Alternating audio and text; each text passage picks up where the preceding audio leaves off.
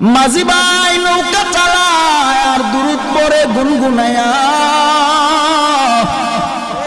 ওই নদীর মাঝে একটা মাছ মনোযোগ সহকারে ওই মাঝি ভাইয়ের দুরূদের আওয়াজ শুনতেছে।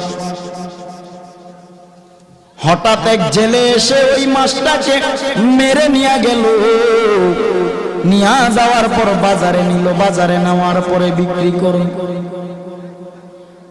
মাছটা মনোযোগ সহকারে নবীর দুরূদ শুনতেছে,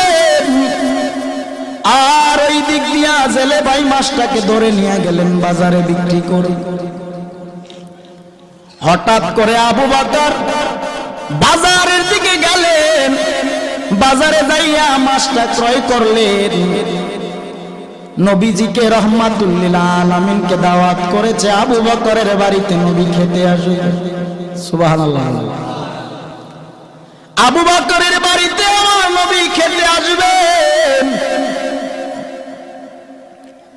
মাছটা কিনে বাড়ি নিয়ে বিবির কাছে বললেন, বিবি তুমি মাছটা সুন্দর করে রান্না করে তৈরি করে নাও, রহমাতুল লিল আলামিন আজকে আমার বাড়িতে খেতে আসবে।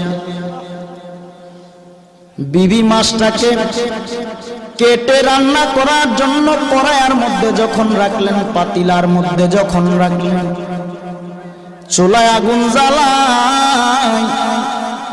এরে বাবা, চুলার আগুন বারবার নিভে যায়।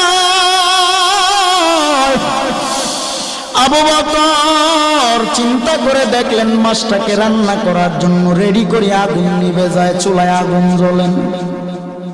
নবীকে দাওয়াত করেছি, নবী খাবে, কিন্তু মাছ রান্না করতে না পারলে নবী খাবে কিভাবে?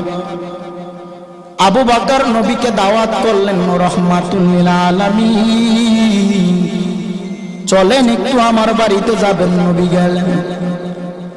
যাওয়ার পর আবু বকর সম্পূর্ণ ঘটনাটা খুলে বললেন, নবী মাছ ক্রয় করলাম, বিবিকে দিলাম, কেটে রান্না বসাবে, চুলায় যতবার আগুন দেয় আগুন নিভে যায়।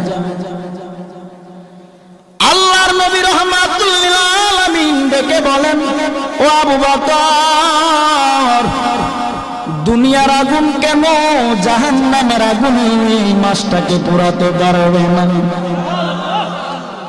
বলে কেন? নবী আমার ডেকে বলেন, ও আবু বকর,